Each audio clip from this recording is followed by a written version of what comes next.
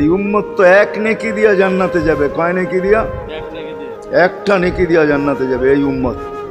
অন্য উম্মতের কথা জানি না আমি, এই উম্মত এক নেকি দিয়া জান্নাতে যাবে। নবীর একটা আদর্শের কারণে জান্নাতে যাবে। সিরত মানি আদর্শ, আর এটা আমরা কদমে কদমে মুহতাজ।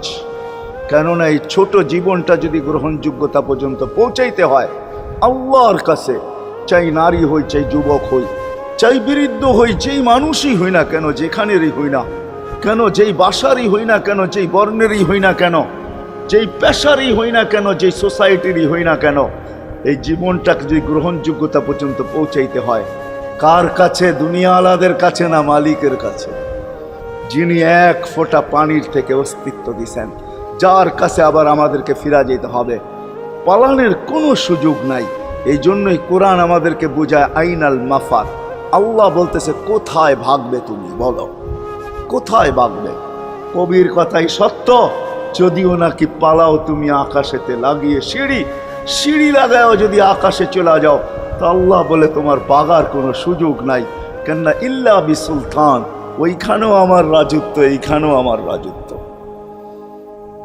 ডাইনো আমার রাজত্ব, বামে আগে পিছে উপরে নিচে সর্বত্র আমার রাজত্ব। আমার রাজত্বের বাহিরে যাওয়ার ক্ষমতা তোমাদের নাই। দ্বিতীয় কথা এটো, আইনা আনা মাআকুম আইনা মা কুনতুম, যেখানে যাবে ওইখানে আমি সঙ্গে থাকব, আমাকে দূর করতে পারবে না। যদি করো তাহলে তুমি থাকবে না, তোমার অস্তিত্বই থাকবে না। কেন আমাদের ভিতরে আল্লাহ নাই বটে, কিন্তু আল্লাহর একটা পাওয়ার আছে যেটাকে রূহ বলে। কুলির রূহ মিন আমরি রব্বি, আল্লাহর একটা পাওয়ার, একটা সিফত, সবচেয়ে শক্তিশালী পাওয়ার যেটা, ওটা আমাদের ভিতরে আল্লাহ ঢুকায় রাখছেন, যেটাকে আমরা রূহ বলি। কোরআনের ভাষায় রূহ বলে, বাংলা ভাষায় আত্মা বলে। যেটাকে আমরা আত্মা বলি ওটা আল্লাহর হুকুম ছাড়া কিছু না। আল্লাহ বলে ওটা মনে করে নাও আমি তোমার ভিতরে আছি, কেন এটা আমারই জিনিস। কুলির রূহ মিন আমরি রব্বি, আমাকে পৃথক করলে আর তুমি থাকবে না। তখন তোমার চক্ষু থাকবে আইন লা তানজুর, তোমার চক্ষু থাকবে দেখবে না। উদুন লা তাসমা, কান থাকবে শুনবে না। লিসান লা তান্তিক, জবান থাকবে কিন্তু জিহ্বা থাকবে কিন্তু বলবে না। আকলুন লা তুমাইয়িজ, তোমার মগজ থাকবে ভালো মন্দ বুঝবে না। কলব লা তাতাফাক্কার, দিল থাকবে কিন্তু চিন্তা করার ক্ষমতা তোমার থাকবে না। ইয়াত লা তাফতিশ, হাত থাকবে ধরবে না। রিজল লা তামশি, পাও থাকবে চলবে না। তুমি হবে লাশ। ওই আল্লাহ পর্যন্ত যদি গ্রহণযোগ্যতায় পৌঁছাইতে হয়, ওইখান থেকে বাহির হয়ে গেছি।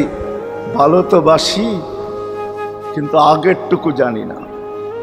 ও মেরে দোস্ত, শুধু ভালোবাসলে চলবে না। আবু তালেবের চেয়ে বড় ভালোবাসা আপনার আমার ছিল না, ছিল না। সাহাবাদের মতো ভালোবাসা আপনার আর আমার নাই।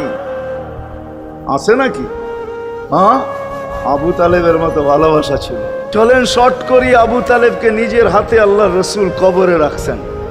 যখন রাখতেছিলেন তখন চিৎকার দিতেছিলেন, আম্মি মা তারাক্তালি সাবিলা, চাচা কোন রাস্তা রাখলেন না আমার জন্য। বলছিলাম কলেমা পড়েন, পড়লেন না। বলছিলাম ঠোঁটটা হেলান, হেলাইলেন না।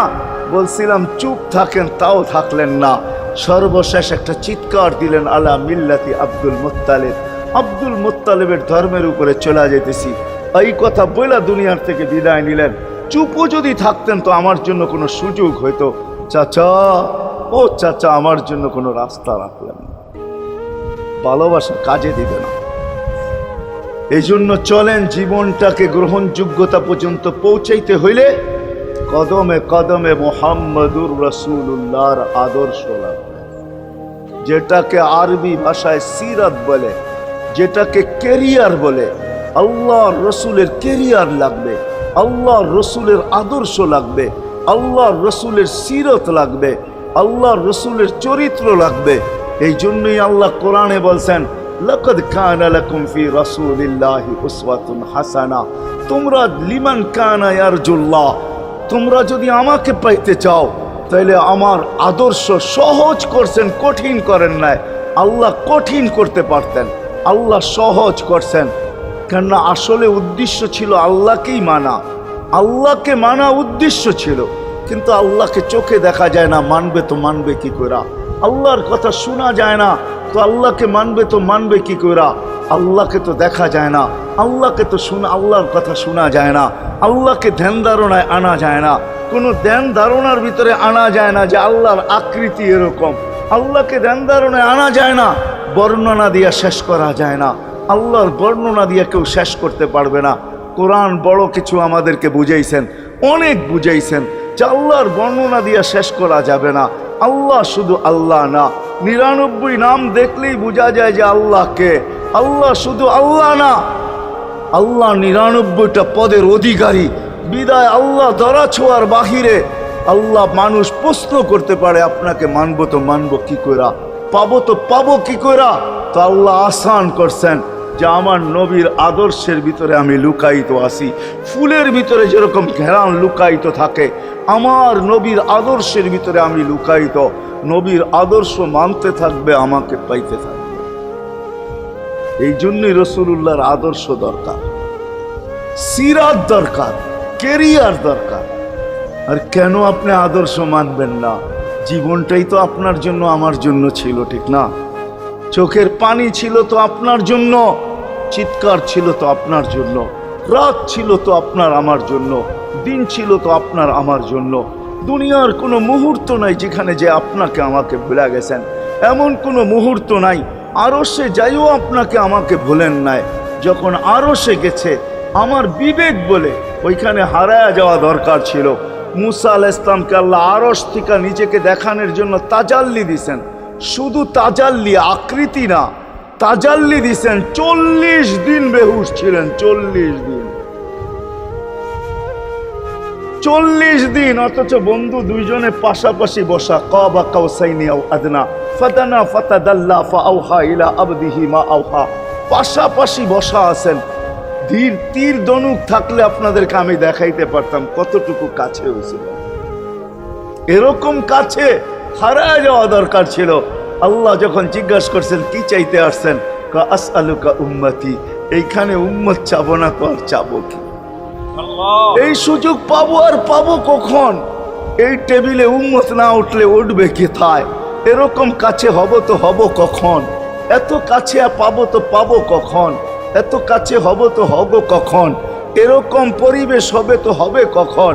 আপনি এরকম খুশি আবার হবেন তো হবেন কখন? আপনি আমাকে ডাইকা নিয়ে আসছেন, মেহমান বানায়া, আপনি মেজবান, উম্মত চাই। আল্লাহ জিজ্ঞাসা করছে এইখানে উম্মত? তো যুক্তি দিতেছে আনতা রব্বুল করিম আনান নবিয়্যুর রহিম কাইফা তুদাইয়ু হাদিল উম্মাহ বাইনাল কারীমি ওয়ার রহিম। শুরুতে আপনি, শেষে আমি। শুরুতে আপনি রব্বে করিম, শেষে আমি নবী রহিম। দুইয়ের মাঝে উম্মত জাহান্নামে চলে যাবে। আমি আমার মনকে বুঝাইতে পারবো না, আমি উম্মত চাই।